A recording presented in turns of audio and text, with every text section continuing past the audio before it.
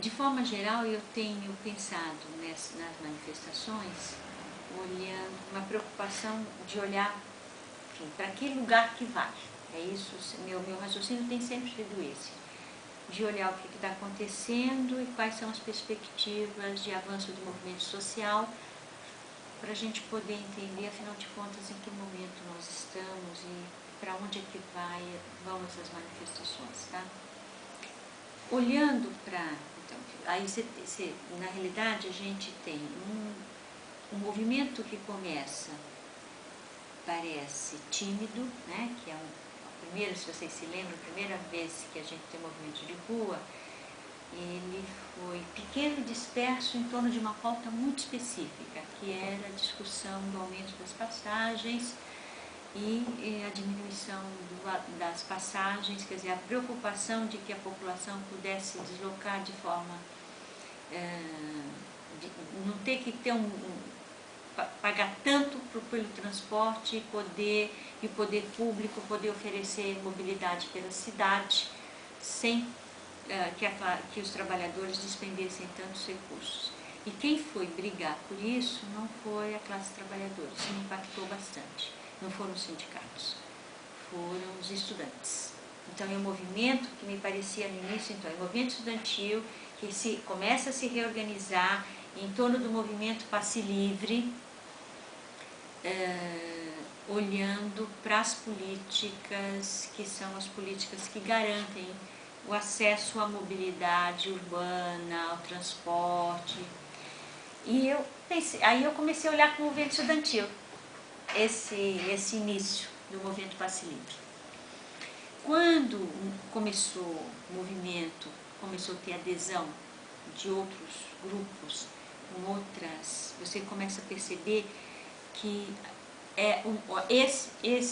essa questão do aumento da passagem desencadeou um conjunto de insatisfações, que aí foi aquela coisa que botou na rua um mundo de gente, de diferentes propostas políticas. Já no começo, quando começa a adensar o movimento, são diferentes propostas políticas,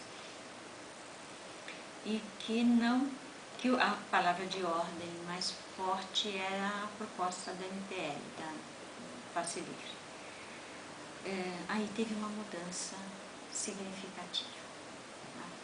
Primeiro, essa questão de que conjunto de insatisfações que diferentes grupos sociais tinham aparece na rua. E segundo, que foi a forma como o Estado enfrentou o movimento, que foi o que eu chamo de a grande repressão. Eu acho que naquele momento foi ficou claro a forma como o Estado lida com os movimentos sociais, e os partidos políticos, né, desse momento não foram para disputar informação na mídia. Eu acho que aí o movimento já não era mais para mim um movimento estudantil. Aí eu comecei a olhar esse movimento pensando, afinal de contas, era um movimento social, uma ação política em direção a quê? E aí meu olhar sobre esse movimento, comecei a perceber que era majoritariamente formado pelas classes médias. Isso começou a me preocupar demais. As classes médias estavam nas ruas, num volume bastante grande, com uma pauta que tirava para tudo quanto é lado, e a força policial violentíssima. E a mídia legitimando a ação policial. Na realidade, quando a mídia disputando, enfim, aí eu acho que teve uma mudança significativa, porque a mídia passou a disputar a construção de uma pauta política conservadora e de direita. Há evidências de que mudou a configuração do movimento, uma presença super forte da direita. Isso me assustou bastante. O espectro de classe, para mim, também ficou muito visível, que era classe média, eram homens e mulheres brancos e jovens, estudantes na sua maioria, e ali não estavam, para mim, naquele momento, os trabalhadores. Nem os seus sindicatos, estavam mudos. As agremiações políticas que estavam são justamente as agremiações à esquerda, que tem filiados jovens, que já se opunham às formas tradicionais de organização política, que é o PSTU, o PSOL, são grupos políticos, são partidos políticos que já questionam a forma tradicional de fazer política. Então, a discussão do questionamento da forma de fazer política já está presente há algum tempo na construção desses partidos, desses novos partidos, que também têm um formato dos partidos tradicionais, mas expressam, de certa forma, um questionamento. O próprio MPL, que não se pretende partidário, porque ali congrega várias tendências políticas, diria eu, não conseguiu dar direção para esse movimento, e ele ganhou um contorno diferente a partir da repressão policial, e eu acho que os segmentos conservadores tiveram muita força para poder ganhar as ruas de outro jeito, ganhar as ruas com bandeiras nacionalistas, conservadoras.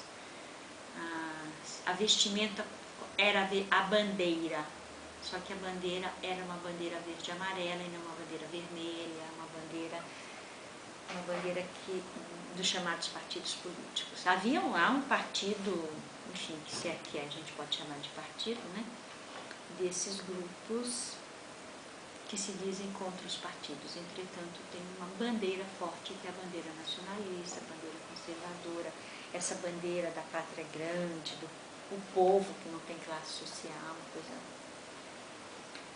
Aí eu acho que, e claro que quando a mídia percebeu que havia uma mudança na configuração de grupos na rua, a mídia, claro, passa a apoiar o movimento de rua. Porque como houve um deslocamento para a direita forte, a mídia passa a construir essa concepção, legitima. Então, hoje eu diria que a esquerda é minoritária, e aí tem outro para mim, outro momento histórico nesse percurso, que é o momento em que no interior do movimento há um confronto entre os grupos organizados de direita, como os carecas, os skinheads, essa coisa toda aí, que há um enfrentamento e fica visível que havia um confronto entre direita e esquerda. E nesse momento aí é o segundo momento. E aí eu acho que agora tem um momento interessantíssimo. Eu estou esperando que seja. Que a mudança, que é a seguinte, a definição de qual é o campo. Quem é que chama, qual é o campo, se é a esquerda ou se é a direita. E aí os partidos estão agora com o compromisso de pensar uma pauta comum para, enfim, o que é que nos junta para poder pensar no campo da esquerda, o que é que, quais são as questões que nos juntam e como é que nós vamos caminhar para frente. E enfrentar, quer dizer, fazer a disputa política nas ruas. E aí eu fiquei contente essa semana, viu? Com uma coisa só, que eu estou muito preocupada. Você vê que na Zona Sul, o movimento na Zona Sul, lá no Lago 13, que eu vi que ali tinha classe trabalhadora. E a gente até estava brincando. A hora que eles estão chamando as manifestações. Imagina, 5 horas da manhã já tinha gente, quer dizer, trabalhador vai para a rua 7 horas da manhã, 5 horas, para os ônibus ali no Santíssimo, porque o que me inquietava é que eu falava, mas quem que vai para passear até 4 horas da tarde? Quem que faz vigília a noite inteira, no outro dia tem que acordar para ir trabalhar, né? E aí eu comecei a ver que agora, eu acho que a gente tem, são outras questões que estão em pauta, tá? A questão de educação. Ali no Lago 13 tinha mulheres com crianças no colo, discutindo educação e saúde, transporte, a questão do aluguel, a questão da habitação. Eu acho que agora pode ser que a gente tenha nesse movimento de pipoca uma certa possibilidade de recompor o campo da esquerda. Entretanto, eu acho que a hegemonia tem sido da direita. Infelizmente, isso me preocupa bastante, porque eu sinto que o campo da esquerda está muito fragilizado na construção de uma pauta comum. Se não construir uma pauta comum, eu acho que a gente vai ser derrotado nesse processo. E aí, em cima disso, o que é que o Estado tem feito? A primeira ação do Estado foi a repressão total. Depois recua para pensar, e aí? Né? Demorou para achar como que respondia. Respondeu, né, também de imediato, logo depois da repressão, respondeu com a diminuição, ou retirar o que tinha diminuído a passagem. E agora eu soube hoje que até movimentos locais que já propôs o passe livre. Então, a gente está percebendo que a gente está tendo conquistas. Isso é ótimo para o campo da esquerda, porque vai fazendo o movimento perceber que está conquistando e se sente mais forte e tal. Houve um recuo do próprio Congresso Nacional. Isso foi formidável. O Congresso recuou diante das ruas, embora o Congresso Nacional não tenha se posicionado claramente sobre qual é a estratégia política do Congresso. Quer dizer, ele só recuou para poder arrefecer o movimento. Você percebe que as ações são ações para arrefecer o movimento, não para aprofundar reformas, mas vamos segurar, quer dizer, retira a PEC para poder segurar. Percebe que não segura. Aí há um debate hoje, a discussão central sobre essa questão da reforma política no país. E a reforma política, argumentando que para fazer a reforma política é preciso instalar um processo especial para isso. E aí eu tenho mais preocupações. Eu não tenho muita clareza disso, mas eu tenho uma preocupação enorme, porque no momento de desregulação de direitos, no momento em que a direita faz proposições de diminuição da idade, essa história da cura gay, você tem vários projetos da direita que vão avançando, e e a desregulação dos direitos do trabalho, quer dizer, você tem o trabalhador hoje, já não tem mais o trabalhador no setor público, que não tem fundo de garantia, não tem nada disso, ele já também não tem mais direito à aposentadoria integral. Porque ele tinha aposentadoria integral porque ele não tinha fundo de garantia. Agora ele não tem nem fundo de garantia, nem aposentadoria integral. Se a gente está vendo pelas emendas à Constituição que um monte de direitos foram retirados. Se você chama um processo, nesse momento em que a direita, que o país tem as forças políticas da direita, tem uma força fenomenal no Congresso e nas ruas, para você poder construir, retirar já os poucos direitos que nos restam, eu acho que é bastante fácil. Eu estou muito preocupada com esse processo, porque eu acho que isso pode ir para dois lugares, né? Um lugar era poder questionar as formas de fazer política e, enfim, e propor, e começar e adensar o movimento social no sentido de que nós somos sujeitos de direitos, reconquistar os direitos perdidos e eu acho que avançarmos na conquista de novos direitos é possível, como é possível também aprofundar na perda dos direitos já conquistados, que esse é o projeto da direita. E me assusta muito, viu? E acho que a ação política, nesse momento, é de arrefecer, esse movimento de, como que eu poderia dizer, de amortecimento dos conflitos sociais. E amortecer os conflitos sociais você mostrar, o discurso é: nós estamos com boa vontade, vamos então, segura aqui, segura ali.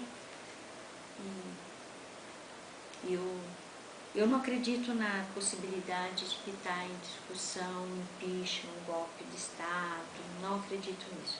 E hoje eu fiquei muito preocupada, hoje não, ontem, de manhã, ouvindo, não tem nada, não, mentira minha, na terça-feira, ouvindo na CBN um jornalista dizendo que os governos ditatoriais propõem a revisão da Constituição. Isso dará caminho para que o governo central possa instituir um governo autoritário. Vocês vejam quando você começa a construir um imaginário popular de que a ação, de que você pensar na ampliação dos direitos, na inscrição na lei desses direitos, é uma estratégia autoritária. E eu começo a ficar muito preocupada porque a mídia tem um papel fundamental na construção de representações sociais sobre as ruas, sobre isso que está acontecendo. De qualquer forma, tem elementos positivos, que é a recuperação do movimento estudantil, né? Eu acho que isso, nesse movimento, eu acho que a gente tem visto uma fermentação desde a última greve que foi feita aqui na educação, já mostrava evidências de que os estudantes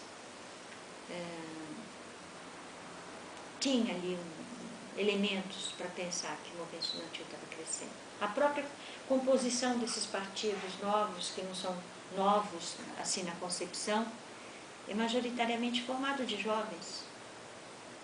Então, você também quando olha os sindicatos tradicionais, os jovens não estão lá. Então, onde que estão os jovens? Essa que é. Por isso que a rua, grande parte se pôs na rua, né? Eu espero que isso conduza a gente para aprofundar essas contradições e refletir sobre isso e fazer crescer o movimento, aí sim, o movimento estudantil, porque eu acho que é um movimento de jovens da classe média. E a classe média é perigosa, viu? Também pode ir para a direita. Aliás, ela é perigosíssima. Quando se mete com ela, né, historicamente, ela apronta, faz 64, por exemplo, essa é a minha preocupação.